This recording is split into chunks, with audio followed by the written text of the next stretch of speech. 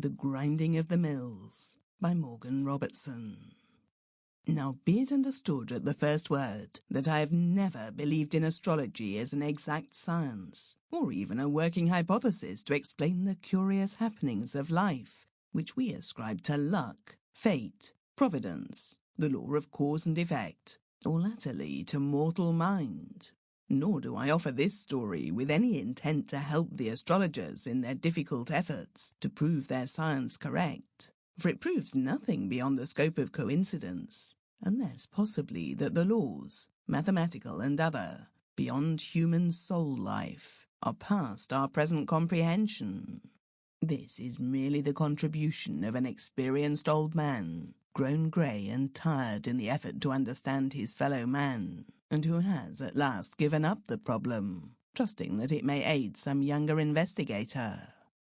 My acquaintance with them began early, very early. In fact, I was present at and assisted at their birth, which occurred at the same moment, their mothers lying side by side on the same narrow cot in the crowded hospital. There had been a railroad accident, and these two injured women had been carried to the nearby institution, where I was serving my apprenticeship in medicine. They recovered in time, went to their separate homes unacquainted, and resumed their lives, one the wife of a wealthy man, the other a scrub woman.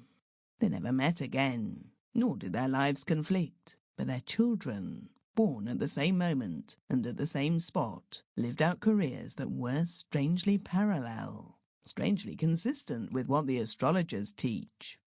In my later capacity of visiting physician to that hospital, I often met young Dunbar, the scrub-woman's boy, as he progressed through the ailments and accidents of childhood. And as family physician to the wealthy Lance family, I as often met their pampered youngster.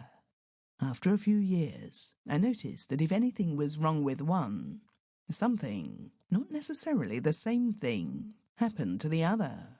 For instance, young Dunbar broke his arm at the time the young Lance had measles.